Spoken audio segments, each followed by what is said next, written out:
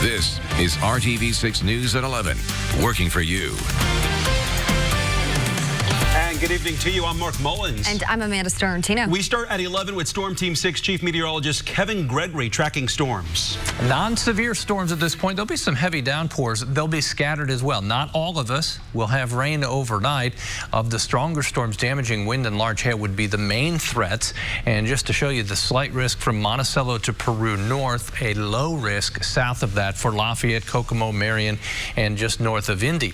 See these individual cells? Just call it a broken line of showers and thunderstorms pushing to the south and east. It's part of the transition to much cooler temperatures that are on the way for tomorrow. We hit 85 today. Just to show you overnight, before 3 a.m. would be our best chance for any of the stronger storms. You can see by 3 pretty much fading away, and then we'll wake up to dry conditions for tomorrow morning. There's our new temperature trend. We'll talk about how long the dry stretch will last as well coming up. And remember, you can get weather updates, alerts, watches, and warnings, and much more anytime by downloading the RTV6 app. And from safety concerns over broken streetlights to a warning about daycare conditions at a local gym to helping residents being forced from their homes. When you ask for help, RTV6 answers the call. Now to the southwest side of Indianapolis, where people being forced off their property are getting help after RTV6 got involved. Oftentimes, folks like this feel like they don't have a voice, and so their story was shared and they were given some power. RTV6's Cameron Riddle first gave those voices power on August 21st. Now, less than 2 weeks later, the community is rallying to help, and a lawmaker is calling for new legislation to prevent this from happening to others. Tonight, residents of the I-70 Mobile Home Park are getting assistance with resources after multiple organizations decided they needed to step in after watching RTV6. I'm glad. I'm glad that people are listening, that people are taking note. After starting each day of the past 2 weeks with an uncertain future, the residents of the I-70 Mobile Home Park can breathe a little easier thanks to a free resource fair hosted in hopes of assisting and preparing 70 families to move from their mobile homes after the landowner opted to close their mobile home park instead of fixing $100,000 in water pipes. We have the health department here today. We actually have a moving company that's offering a deep discount on their services. We have 2 different legal entities, a couple of affordable housing providers. The wide-ranging resources organized will help point Tanya Clark and her neighbors in the direction of their next moves. For some, it could be filing lawsuits. For others, it's about finding a place to lay their head. But now that task is a little less stressful. I didn't have anxiety last night, knowing that I was coming to this resource fair, knowing that we have to be out by October 15th.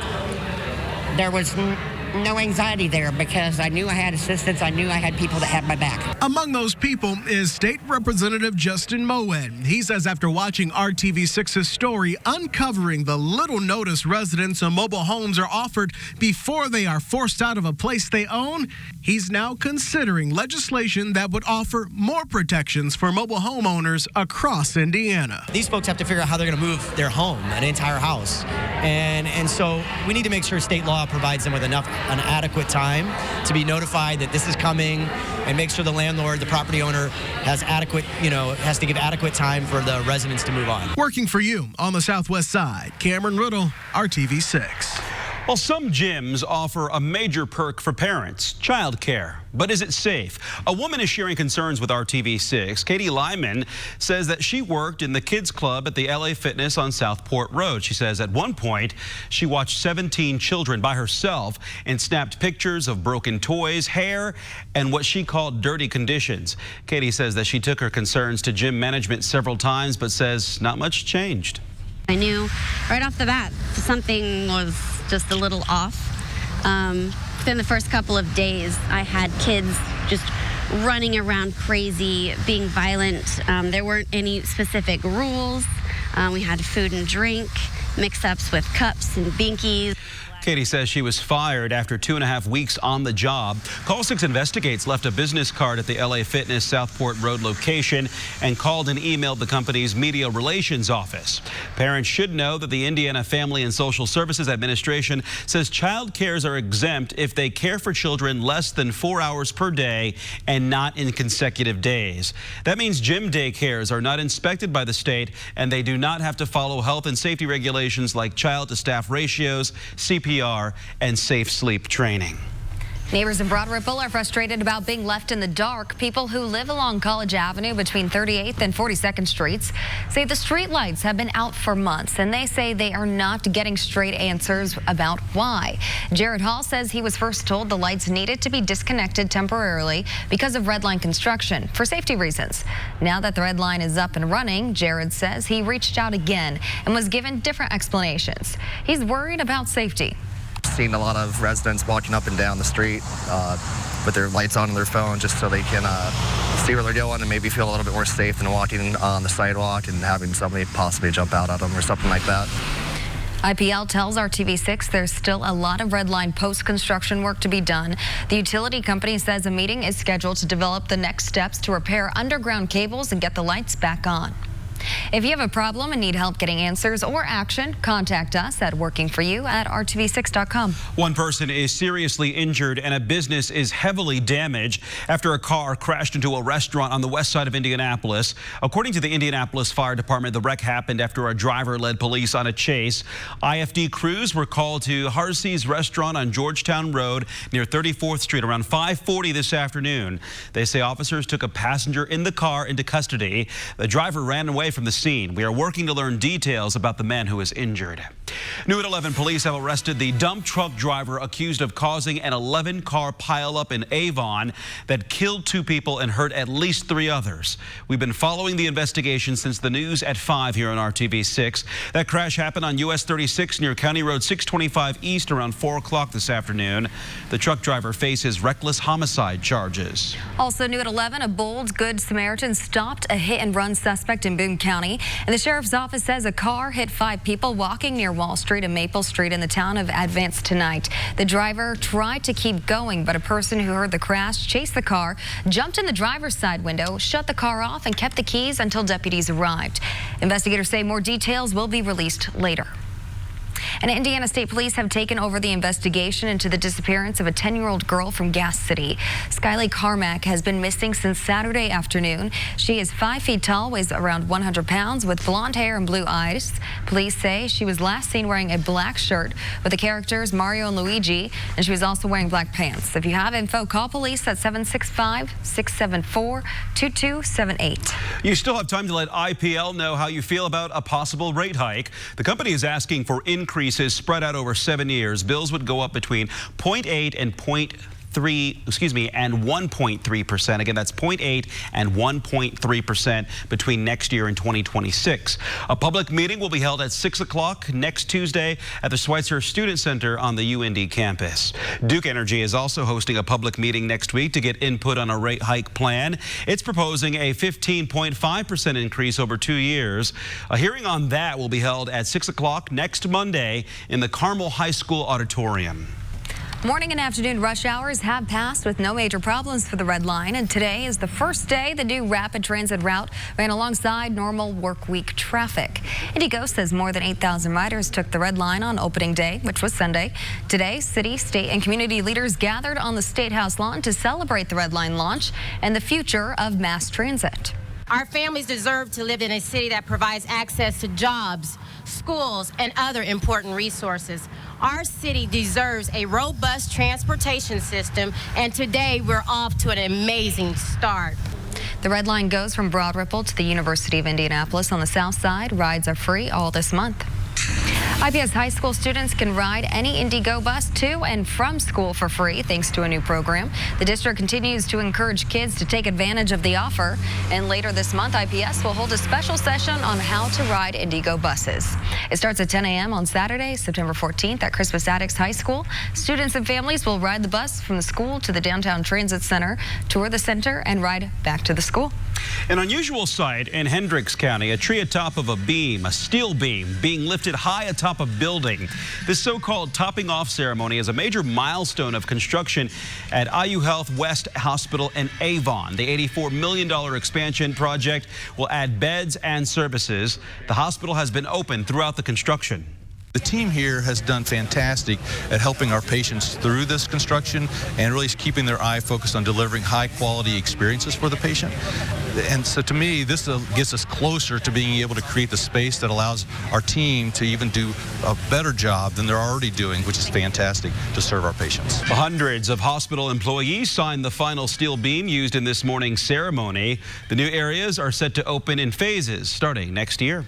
So the idea kind of sparked when one of my friends had taken off her card holder and put on a phone grip and then lost her cards.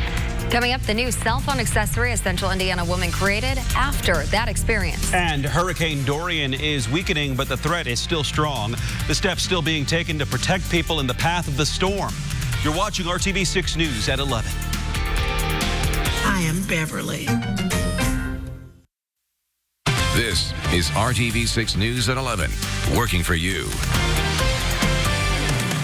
Tonight, Hiring Hoosiers is sharing the story of a 20-year-old college student from Indiana who is paying it forward, bringing her invention back to the Hoosier State and helping to create jobs. Cicero native Katie Gelhausen is behind the Socket Locket. It's an adhesive credit card and ID holder that you can pair with your phone grip and combine them. She came up with the idea after one of her friends removed her card holder and put on a phone grip and then lost her cards. Well, Katie did research, made sketches, earned a prototyping scholarship, and now has a patent pending. When looking for places to manufacture her product, she looked back home to Indiana and found the Elwood Company Progressive Plastics. She has created something out of nothing, and that something demands attention, and that affects every facet of the manufacturing process. There's prototype tooling, we've got assembly workers, we've got production operators, tooling people that all are touched by a new product. The company is looking to hire more workers thanks to projects like the Socket Locket, and Katie has 2 job openings right now for her business. Well, when it comes to programs that help Central Indiana students go from classroom to career, the sky's the limit. And students in Greenwood are getting a head start on becoming pilots. Central 9 Career Center offers an aviation flight and operations program. It focuses on aviation technology, the history of the industry, and the career opportunities. Instructors say there is a major need for pilots right now. Well, this week, Ball State will break ground on a project that will eventually help fill jobs in an expanding industry. A groundbreaking ceremony for a new foundational sciences building is set for 4 o'clock Friday afternoon at Martin Street and Ashland Avenue. The $87 million 5-story structure will house the chemistry and biology departments. Ball State says the project is a significant step in its plan to meet the growing demand for STEM professionals in Indiana. For more information about any career, training, or educational story you see on RTV6, go to hiringhoosiers.com. The search for a missing boater in the White River in Morgan County will resume at 8 o'clock tomorrow morning. The man identified as 32-year-old Antonio Sanchez Maldonado from Indianapolis went in the water last night when the boat capsized, along with 6 other family members. 4 others died, including a 6-year-old. The Department of Natural Resources says it is important to remember that Indiana's lakes, rivers, and streams can be deceiving. What appears to be a slow-moving water can have strong currents underneath. And today, authorities called off a search for survivors in the Labor Day boat fire off the coast of Southern California. It's now a recovery operation. Officials say there is no indication that anyone below deck escaped the ship. Authorities say it appears the exit and escape hatch were blocked by fire, trapping the 33 passengers and 1 crew member in the sleeping quarters of the boat. Investigators have not commented on what could have started the fire. There are now 7 confirmed deaths in the Bahamas related to Hurricane Dorian, and more are expected. ABC's Elizabeth Herr reports after devastating the islands, Dorian is now threatening the eastern seaboard from Florida to the Carolinas. New images from above the Bahamas showing total devastation and a humanitarian disaster. This is a look at Grand Bahama Island before, then after Dorian. Much of the island now underwater. Our priority at this time is search, rescue, and recovery. Government officials saying there are areas first responders still cannot reach, and more than 60,000 will need food and clean water.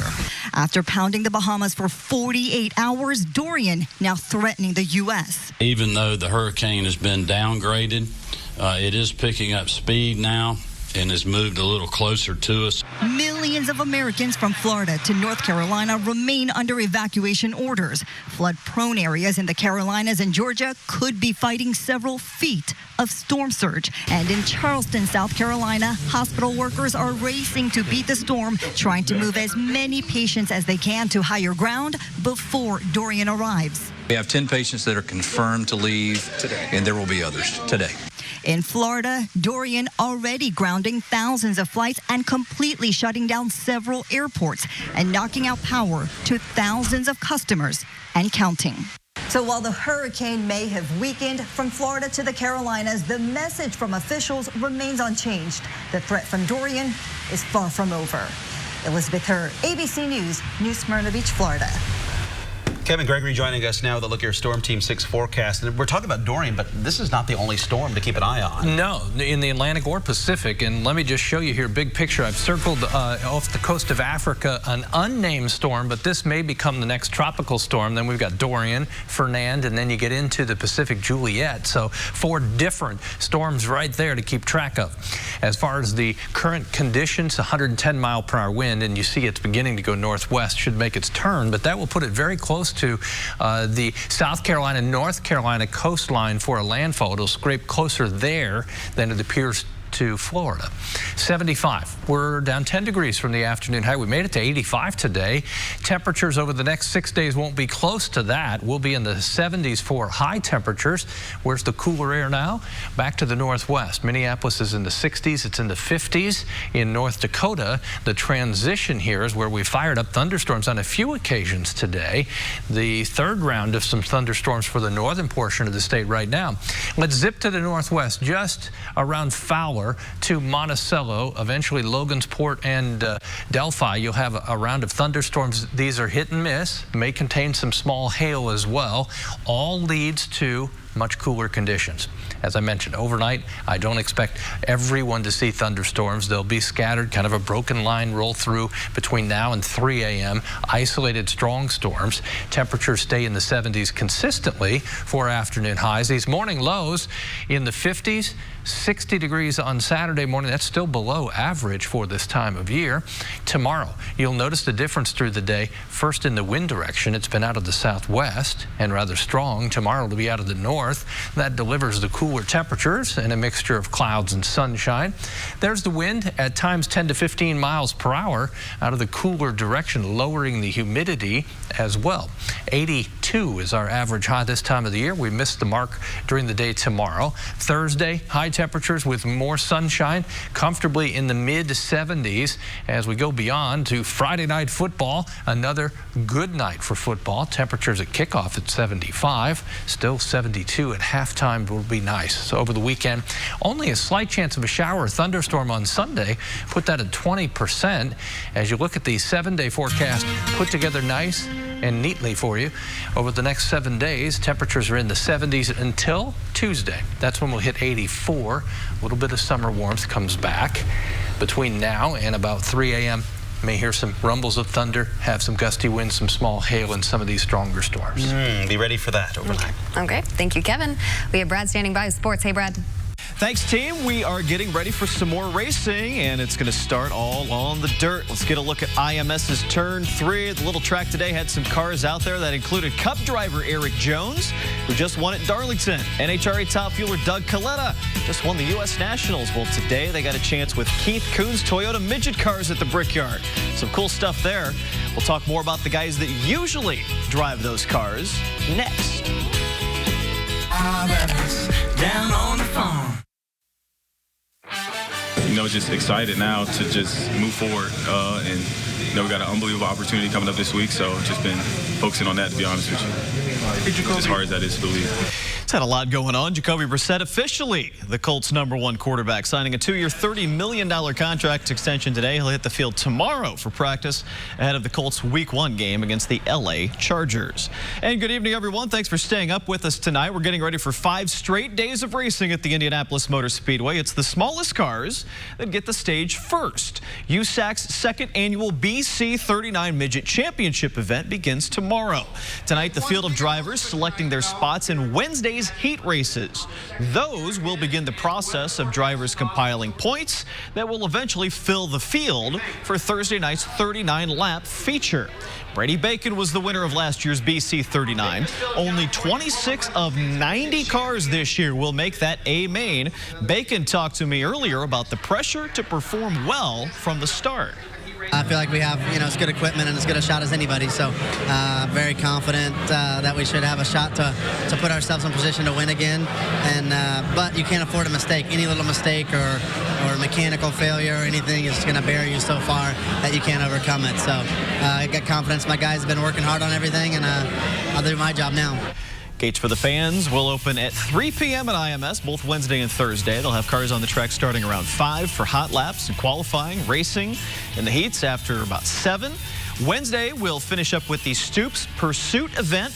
And then the A main Thursday night, the top 26, 39 laps for the title. Our day first will be live at IMS tomorrow, starting on the news at 6.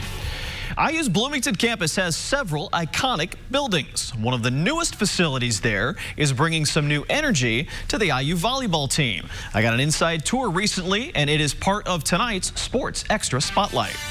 Fitzner to Lofton, tips it over, and there it is, the first win of the 2019 season for the It didn't take long to feel like a proper home court.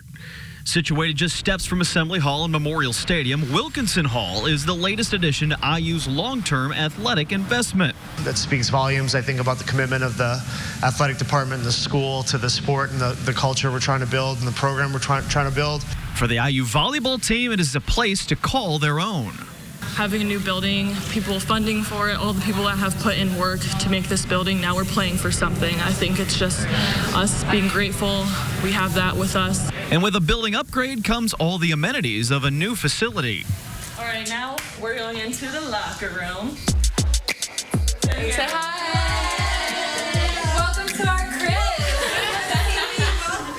So this is where we basically get ready for our games. Our lockers have all of our shoes, socks, practice shirts. These floors are Terraflex, which is a blessing for volleyball players because it's good for your knees, shins, and joints, muscles. The Big Ten is considered the best conference in the country for women's volleyball. The new gym becomes a key tool in allowing the Hoosiers to keep pace. If you're a volleyball player in the state of Indiana and you're a young kid, that's got sniffing this out, trying to take a look at it, when you come to a match, you'll know that it matters, and it's pretty as good as it gets in the country as a place to play. And the players are looking forward to seeing the place packed. I'm definitely most excited for the fans. I think we're going to have an awesome student section. I think they're going to be super loud, and it's going to be a great atmosphere. Nice job down there. Great space. Hoosiers are home this weekend. They've got matches on Friday and Sunday. The IU wrestling team will also be home at Wilkinson. Their season starts in November. It's time for our final break of the night. We'll be back to finish up this edition of the News at 11 next.